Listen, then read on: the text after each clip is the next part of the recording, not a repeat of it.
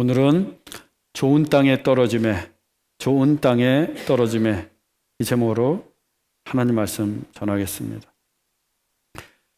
최근에 서점에서 제목만 보고 산 책이 있습니다. 책 제목이 남에게 보여주려고 인생을 낭비하지 마라 였어요. 남에게 보여주려고 인생을 낭비하지 마라. 저자는 독일의 철학자이자 사상가인 쇼펜하우어로 19세기 서양 철학계의 상징적인 인물입니다.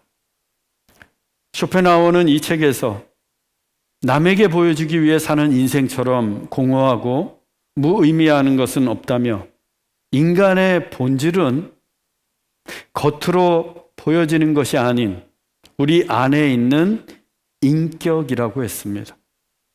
인격이 인간의 본질인 이유는 홀로 있을 때조차 그 사람을 따라다니는 인간 본연의 모습이 바로 인격이기 때문입니다. 이 인격은 다분히 주관적이어서 사람마다 그 질과 수준이 다릅니다. 똑같은 현상을 보고 똑같은 상황에 처해도 그것을 느끼고 인식하는 것이 사람마다 다른 이유도 인격의 차이 때문입니다. 예를 들어 어떤 사람은 아침에 해가 뜨고 저녁에 해가 지는 매일같이 반복되는 일출과 일몰의 현상을 바라보며 자연의 위대함과 신의 섭리를 깨닫는가 하면 누군가는 일상의 반복이 지루하기만 합니다. 이 또한 인격의 차이 때문입니다. 높은 수준의 인격을 지닌 사람은 시시각각으로 변하는 외적인 상황이나 조건에 의해서 금방 기뻐했다가 또 금세 슬퍼하는 등 일희일비하지 않습니다. 감정의 변화가 심하게 요동하지 않아요.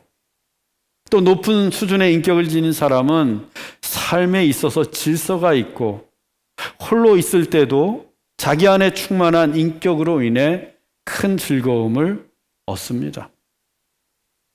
반면에 수준 낮은 인격을 지닌 사람은 아무리 재물이 많고 빈번하게 사교 활동을 하고 유흥거리를 즐겨도 지루함과 권태로움, 그리고 홀로 있을 때의 무력감과 외로움의 고통을 피할 도리가 없습니다.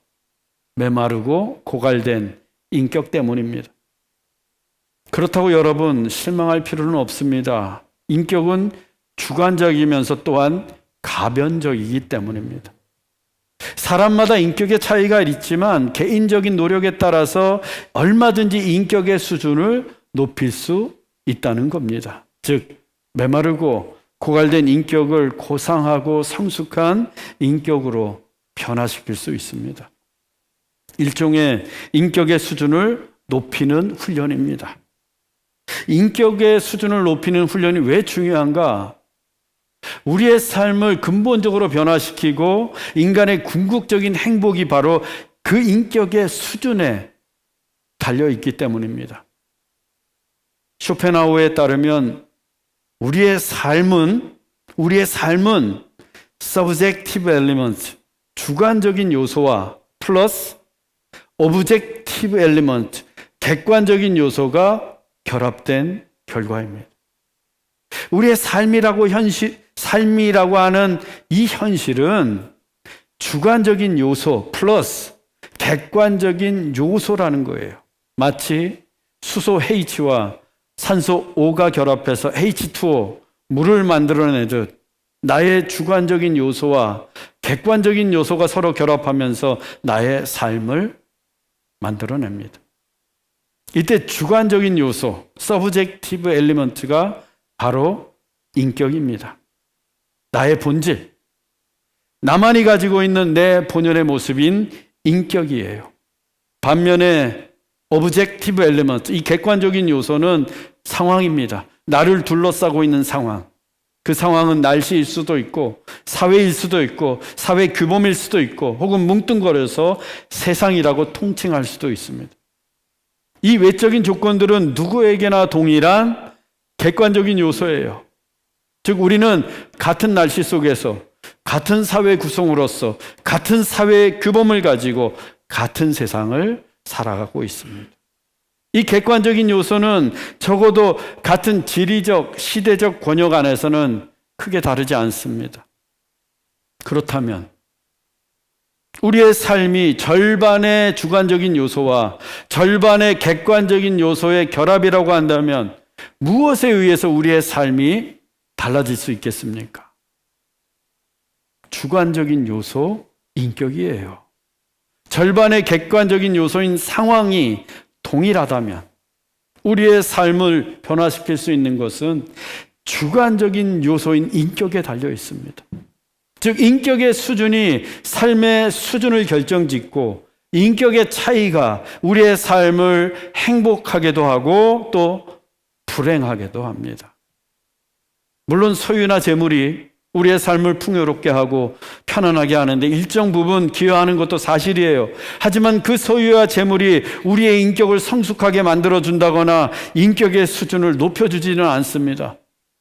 인격의 수준을 높여주는 것은 올곧은 지성, 투명한 양심, 온건한 의지, 정직한 도덕, 질서 있는 삶의 태도 등인데 이러한 것들은 소유나 재산이 대체할 수 없는 인격의 고유한 가치들이에요.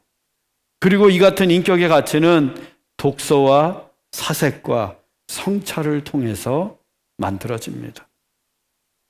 쇼펜하우어가 남에게 보여주려고 인생을 낭비하지 마라. 이 책을 통해 궁극적으로 말하고자 하는 바는 독서, 사색, 성찰이라는 훈련을 통해서 내 인격의 수준을 높이고 삶의 주관적인 요소를 충만히 채워간다면 우리의 인생이 행복하게 변화한다는 거예요. 따라서 내 겉모습을 남에게 보여주라고 인생을 낭비할 게 아니라 나의 내면에 있는 인격을 들여다보고 그 인격을 성숙하게 하는 훈련을 게을리하지 말라고 합니다. 신앙도 똑같아요. 신앙의 수준도 주관적인 요소와 객관적인 요소의 결합에 의해서 각 사람마다 다르게 나타납니다. 같은 시간에 같은 공간에서 똑같은 말씀을 듣고 똑같이 예배를 드려도 은혜를 받는 사람이 있는가 하면 아무런 감흥 없이 예배를 마치는 사람이 있어요. 또 은혜의 크기도 사람마다 다 다릅니다. 이 같은 은혜의 차이는 시간, 공간, 메시지라는 객관적인 요소는 똑같지만 각자의 주관적인 요소인 신학의 인격, 즉 믿음의 수준, 영성의 수준이 다르기 때문이에요. 따라서 우리의 신앙도 남에게 보여주는 겉사람이 아니라 우리의 속사람이 날로 새로워지고 강건해져야 합니다. 그때 비로소 내 신앙이 성숙해지고 내 신앙생활도 행복할 수 있는 거예요. 오늘의 본문도 신학 인격의 수준을 높여서 그 신앙의 풍성한 결실을 맺으라는 메시지입니다. 본문 4절입니다. 각 동네 사람들이 예수께로 나와 큰 무리를 이루니 예수께서 비유로 말씀하시되 여러 동네에서 사람들이 예수님께로 나와 큰 무리가 되었습니다. 예수님은 그들에게 비유로 말씀하셨어요. 오늘 본문의 비유가 흔히 씨 뿌리는 자의 비유로 불리는 천국에 관한 말씀입니다. 여러분, 천국보다 아름다운 메시지는 없어요. 천국이 가장 소중하고 가장 의미 있고 가장 가치 있는 세계입니다. 이 천국은 사상이나 개념이 아니에요. 상상의 세계도 아닙니다. 천국은 실제예요. 실존하는 나라입니다. 이 천국은 저 세상에도 있지만 이 세상에도 임해 있습니다. 즉 영원과 현재에 동시에 존재하는 나라가 하나님의 나라 천국입니다. 그 나라에서는 모든 슬픔과 고통이 사라지고 오직 기쁨과 평안과 행복의 나라만이 존재합니다. 그래서 우리 모두가 반드시 가야 하고 또 지금도 누려야 할 나라가 바로 천국인 거예요. 만일 천국에 가지 못한다면 그보다 불쌍한 인생은 없습니다. 또 지금 이 세상에 살면서 내가 천국을 누리지 못한다면 그 또한 슬픈 일이에요. 우리는 날마다 천국을 소망해야 됩니다. 날마다 천국을 사모하면서 이 땅에서도 천국을 누리며 살 수만 있다면 그 사람이 바로 복 있는 사람이에요. 그런데 우리는 천국을 잊어버리고 살아가요. 일하느라 바빠서 천국을 잊어버립니다. 내일이 너무 중요해서 혹은 내 삶이 너무 고단해서 천국을 까맣게 잊고 살 때가 많아요. 문제는 천국을 잊고 살아가다 보면 기쁨도 사라지고 삶이 허무해지고 하나님도 멀게만 느껴지고 죽음도 두려워하게 됩니다. 여러분, 천국이 가장 소중합니다. 내 안에 천국의 소망이 날마다 살아있다면 내 인생은 허무하지도 않고 죽음조차도 두렵지 않습니다.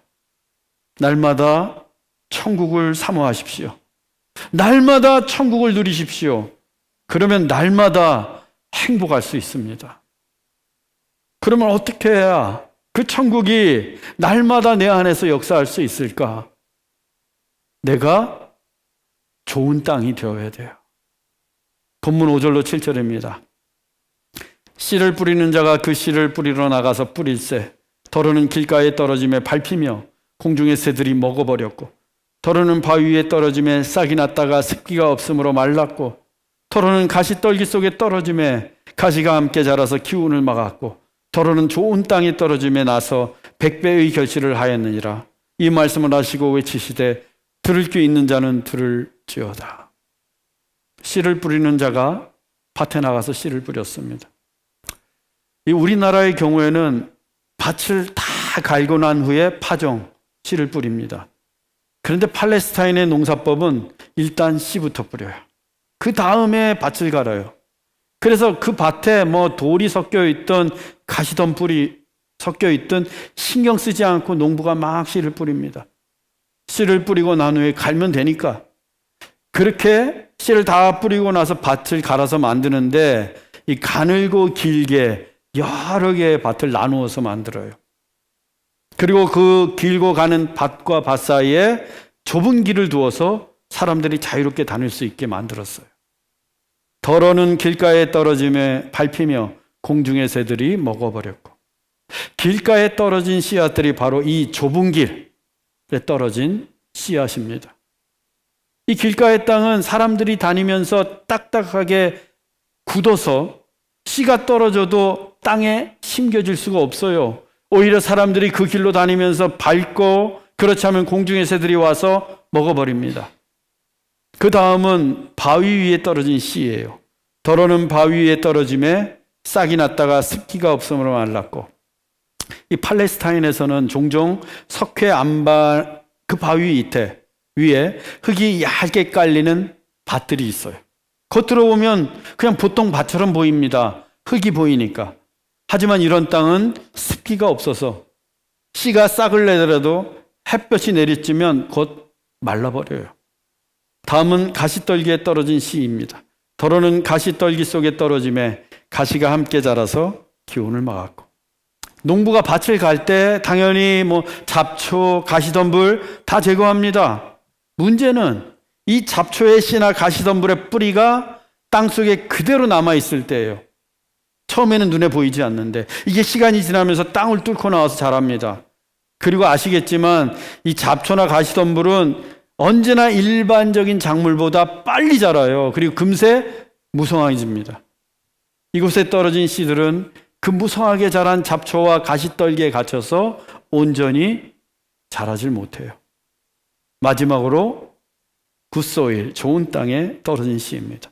더러는 좋은 땅에 떨어짐에 나서 100배의 결실을 하였느니라.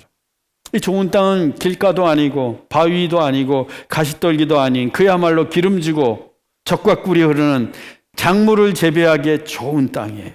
그 좋은 땅에 씨가 떨어지면 무려 100배의 결실을 합니다. 그래서 농부가 신경 쓰지 않아요. 가시떨기에 떨어지든 길가에 떨어지든 바위 위에 다른 씨가 떨어지든. 왜? 좋은 땅에 떨어진 씨앗들이 100배의 결실을 맺기 때문에. 우리가 여기서 주목해야 할 것은 어느 땅에 떨어진 씨는 씨든 모두 똑같다는 겁니다. 즉 길가든 바위이든 가시떨기 속이든 좋은 땅이든 씨앗은 어때요? Same.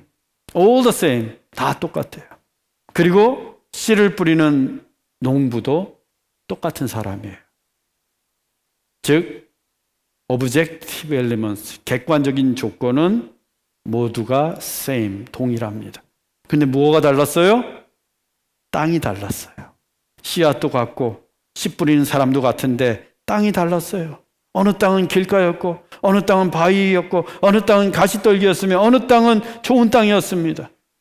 씨가 떨어지는 땅의 종류, 즉 subjective elements, 주관적인 조건이 달랐어요. 그런데 오직 좋은 땅에 떨어진 씨앗만이 결실을 맺었습니다. 그렇다면 뭐가 중요한 거예요? 땅이 중요한 거예요. 땅이 중요합니다. 땅이 좋은 땅이어야 돼요. 절반의 객관적인 조건인 씨와 씨 뿌린 자가 같다면 절반의 주관적인 조건인 땅이 좋아야 합니다. 땅이 좋아야만 결실을 할 수 있어요. 우리 교회 이름이 좋은 씨앗 교회잖아요. 근데 씨앗만 좋아서는 안 된다는 거예요. 땅도 좋아야 합니다. 좋은 씨앗이 좋은 땅에 떨어질 때 좋은 열매를 풍성히 맺을 수 있는 거예요. 그러면 씨는 무엇이고 또 땅은 무엇을 의미할까? 본문 11절로 12절입니다. 이 비유는 이러하니라. 씨는 하나님의 말씀이요 길가에 있다는 것은 말씀을 들은 자니 이에 마귀가 가서 그들이 믿어 구원을 얻지 못하게 하려고 말씀을 그 마음에서 빼앗는 것이요. 예수님의 설명에 따르면 먼저 씨는 하나님의 말씀이요. 밭에 떨어진 씨는 하나님의 말씀입니다. 그리고 땅은 그 말씀을 들은 자, 듣는 자의 마음이에요. 길가의 땅은 하나님의 말씀을 듣기는 들었는데, 우리 다 들었잖아요. 듣기는 들었는데 마귀가 와서 냉큼 그 말씀을 빼앗아가 구원을 얻지 못하게 하는 경우입니다. 좀 더 구체적으로 주석을 가하면 이 길가는 딱딱하게 굳어진 마음이에요. 그 길가의 땅처럼 강팍해진 마음입니다. 그래서 마귀가 숨어들기에 안성맞춤인 땅이에요. 이런 마음은 하나님의 말씀에 무관심해요.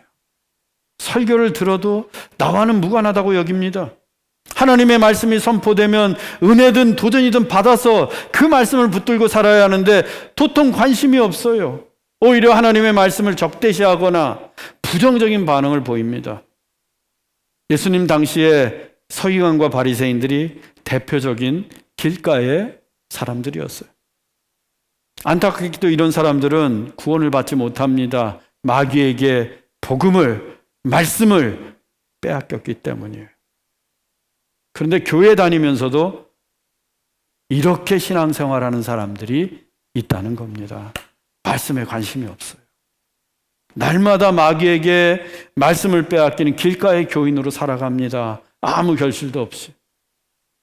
이런 신앙은 다시 갈아엎어야 돼요.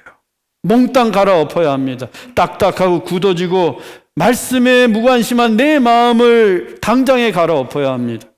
갈아엎어서 좋은 땅으로 만들어야 돼요. 그래야만 하나님의 말씀을 들었을 때 그 말씀이 내 삶에서 역사하고 풍성하게 결실할 수 있는 거예요. 그 다음은 바위 위입니다. 본문 13절입니다. 바위 위에 있다는 것은 말씀을 들을 때 기쁨으로 받으나 뿌리가 없어 잠깐 믿다가 시련을 당할 때 배반하는 자요. 바위의 땅은 일단 말씀을 받아요. 말씀이 전해지면 기쁨으로 받습니다. 그런데 뿌리가 없어요. 뿌리가. 말씀의 씨앗이 떨어져도 깊이 뿌리를 내리지 못합니다. 이런 마음은 처음 말씀을 들을 때는 아멘하고 받아요. 설교도 잘 듣고 말씀도 쉽게 받아들입니다. 그런데 또 쉽게 포기해요.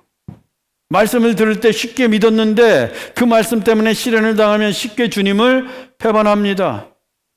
이런 사람들은 교회가 아무런 문제가 없을 때에는 편안하게 신앙생활해요. 그때는 말씀도 기쁨으로 받습니다. 그러나 교회가 힘들어지거나 어려운 일이 생기면 쉽게 교회를 떠나요. 귀찮거든요. 불편하거든요. 그리고는 또다시 편안한 교회를 찾아다닙니다. 한 교회에 깊이 뿌리를 내리지 못하고 이 교회 저 교회 떠돌아다니는 거예요. 하지만 애석하게도 이런 신앙은 아무런 결실을 맺을 수가 없습니다. 10년, 20년 교회를 다녀도 열매를 맺지 못하는 거예요. 서정주 시인의 국화옆에서라는 시를 보면 한 송이 국화도 꽃을 피우기 위해서는 천둥과 먹구름을 견뎌내야 하고 또 무서리도 이겨내야 합니다. 그런데 휘몰아치는 천둥과 먹구름을 이겨내고 그 차디찬 무서리를 견디기 위해서는 뿌리가 깊어야 돼요. 뿌리 깊은 나무여야 합니다. 그래야 국화꽃 한 송이를 피울 수 있는 거예요. 우리의 신앙도 마찬가지입니다. 하나님의 말씀이 내 마음밭에 떨어지면 깊이 뿌리를 내려야 합니다. 그래야 신앙의 꽃을 피울 수 있는 거예요. 사랑하는 여러분, 기쁨으로 말씀을 받되 포기하지 마십시오. 바위를 부수고 갈아서라도 깊이 땅속으로 뿌리를 내려야 합니다. 그때 내 인생의 천둥과 먹구름이 치더라도 이겨내고 무서리도 견뎌내면서 천국의 국화꽃을 활짝 피울 수 있는 거예요. 다음은 가시떨기입니다. 본문 14절입니다. 가시떨기에 떨어졌다는 것은 말씀을 들은 자이나 지내는 중 이생의 염려와 재물과 향락의 기운에 막혀 온전히 결실하지 못하는 자요. 씨가 가시떨기에 떨어지면 처음에 싹도 나고 뿌리도 내리고 줄기도 자랍니다. 그런데 어느 정도밖에 자라지 못해요. 자라다가 어느 순간에 그 가시떨기에 막혀버립니다. 그냥 가시떨기하고 뒤엉켜가지고 기운이 막혀서 온전히 결실하지 못해요. 예수님은 그 가시떨기가 이생의 염려와 재물과 향락이라고 말씀하십니다. 어려운 일을 당하면 누구나 걱정하고 염려합니다. 근심할 수 있어요. 그런데 그 염려가 계속해서 깊어지면 우리의 몸과 마음과 영혼은 쇠하게 돼요. 그러면 우리의 삶도 건강하지 못하고 우리의 신앙도 건강할 수가 없어요. 그래서 베드로 사도가 외치지 않았습니까? 너희 염려를 다 주께 맡기라. 너희 염려를 다 주께 맡기라. 염려는 하는 게 아니라 뭐 하는 거라고요? 맡기는 거예요, 주님께. 염려는 우리의 몫이 아니라 하나님이 하시는 거예요. 우리는 하나님께 맡기기만 하면 되는 거예요. 그게 뭐야? 기도입니다, 기도. 내 문제를 하나님 앞에 내려놓고 기도하는 것, 그것이 바로 염려를 하나님께 맡기는 거예요. 하나님, 나한테 이런 근심이 있어요. 하나님, 나에게 이런 염려가 있어요. 하나님, 나에게 이런 고민이 있고 걱정이 있어요. 하나님, 나에게 이런 문제가 있어요. 이 모든 염려를 주님께 맡깁니다. 그렇게 기도하는 거예요. 그러면 하나님이 그 염려의 문제를 다 해결해 주세요. 우리의 삶을 뒤덮고 있던 염려의 가시덤불을 하나님이 깨끗하게 제거해 주십니다. 여러분, 문제가 있을 때 하나님께 기도하십시오. 하나님께서 그 염려의 가시덤불을 깨끗이 없애주실 줄로 믿습니다. 또 다른 가시떨기는 재물이에요. 너무나 강력한 물질의 유혹. 우리는 다 이 물질의 유혹에서 자유로울 수가 없습니다. 하나님의 말씀이 내 마음에 심겨졌는데 이 물질의 유혹이, 재물의 유혹이 가시덤불처럼 내 마음을 덮었어요. 그때 믿음을 가지고 가시덤불을 벗어제끼고 나와야 되는데 나오지 못해요. 왜? 한두 푼 더 벌어보겠다고. 한두 푼 더 벌려는 욕심 때문에 내 믿음이 그 가시떨기에 갇히고 맙니다. 가룟 유다가 그러지 않았습니까? 인류 역사상 유일무이한 12제자, 그 12사도로 특별하게 부름을 받았는데 그만 재물의 유혹에 갇혀서 예수님을 배반하고 말았어요. 향락의 가시떨기도 마찬가지예요. 육체의 정욕을 이기지 못하고 술에 취하고 음란에 취하고 세상 오락에 취하고 유흥에 취해서 그 향락에 갇혀버리는 거예요. 믿음으로 골리앗과 싸웠던 다윗이 향락이라는 가시덤불에 뒤엉켜서 목욕하던 남의 아내를 엿보고 또 범했어요. 1000번제를 드렸던 솔로몬이 처첩을 1000명이나 둘 정도로 향락의 깊은 늪에 빠지고 말았습니다. 그 결과 다윗은 백주 대낮에 자기 아내가 강간당하는 수치를 당합니다. 솔로몬의 나라는 남과 북으로 두 동강이 나고 말았어요. 이렇듯 염려와 재물과 향락의 가시떨기로는 우리가 열매를 맺을 수 없어요. 아니, 인생의 위기를 맞고 낭패를 볼 뿐입니다. 그렇다면 이 염려, 재물, 향락의 가시떨기를 우리가 어떻게 해야 할까? 불태워야 돼요. 다 불태워야 합니다. 염려도 태우고 재물과 향락의 유혹도 태우고 가시덤불을 다 불로 태워야 됩니다. 기도의 불로, 성령의 불로 모두 태워버려야 돼요.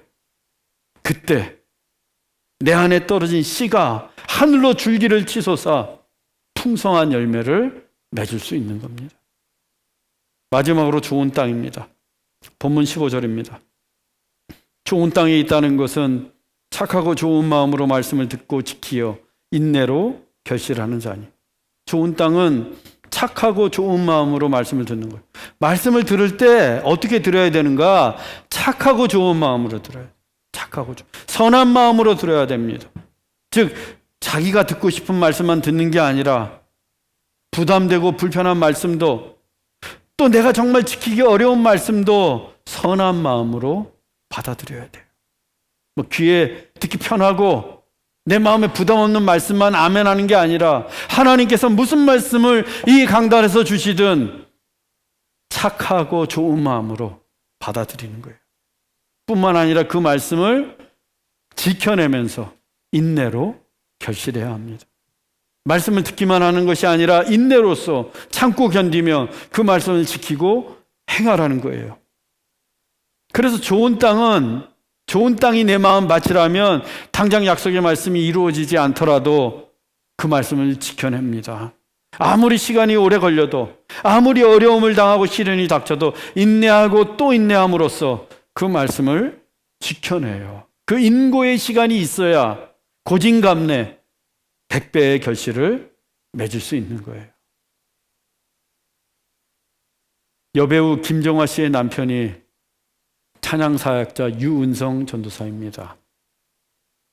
아버지, 당신의 마음이 있는 곳에 나의 마음이 있기를 원해요. 이 하나님 아버지의 마음을 만든 아주 유명한 찬양사역자예요.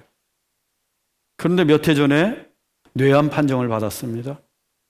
젊은 나이에 뇌암이라니 그야말로 청천벽력과도 같은 소식이었어요. 누구라도 절망하고 낙심할 수 있는 시련이었습니다. 그 시련의 때에 만든 찬양이 나는 믿네예요. 나는 믿네.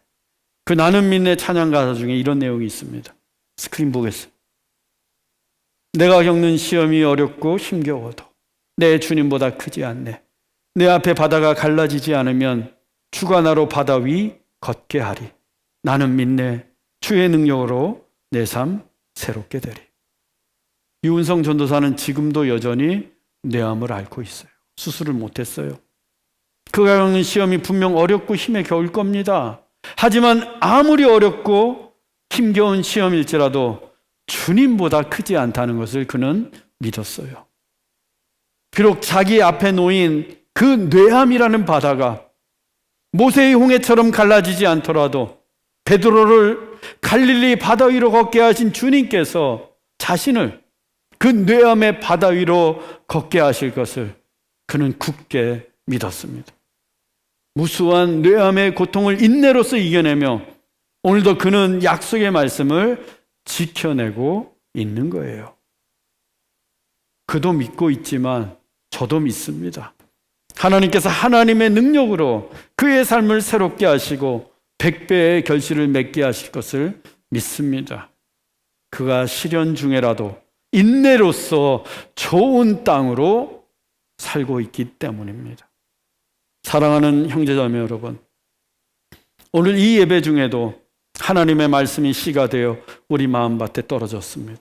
우리는 같은 시간, 같은 장소에서 같은 하나님의 말씀을 들었습니다. 그 동일한 말씀이 100배의 결실을 맺느냐, 맺지 못하느냐는 순전히 우리 마음밭에 달려 있습니다. 우리가 어떤 밭이 되어야 하겠습니까? 좋은 땅이 되어야 합니다. 길가의 땅은 가로 없고 바위는 깨부수고 가시떨기는 기도의 불로 태워 좋은 땅이 되십시오. 우리가 겪는 시련이 어렵고 힘들지라도 바다 위를 걷게 하시는 주님의 능력을 믿으며 인내로써 그 말씀을 지켜내십시오. 그리하여 하나님의 말씀이 100배의 결실을 맺고 우리의 삶을 새롭게 하기를 주 예수 그리스도의 이름으로 축원합니다. 기도하겠습니다. 사랑의 하나님, 똑같은 시간에 똑같은 공간에서 똑같이 예배를 드려도 누구는 풍성한 은혜를 받지만 누구는 메마른 심령이 되어 돌아갑니다. 하나님의 말씀을 받는 우리의 마음밭 때문입니다. 주님, 우리의 마음밭이 좋은 땅이 되기를 원합니다. 딱딱하게 굳어진 길가의 마음을 갈아엎고 바위 같은 우리의 마음이 부서지기를 원합니다. 우리의 마음을 덮고 있던 염려, 재물, 향락의 가시덤불도 모두 성령의 불로 태워 주옵소서. 성령님, 우리를 도우사 좋은 땅이 되게 하옵소서. 그래서 이 땅에서도 그 하나님의 나라 천국의 풍성함을 누리면서 100배의 열매들이 맺혀지게 하옵소서. 길이요 진리요 생명이신 예수 그리스도의 이름으로 기도하옵나이다.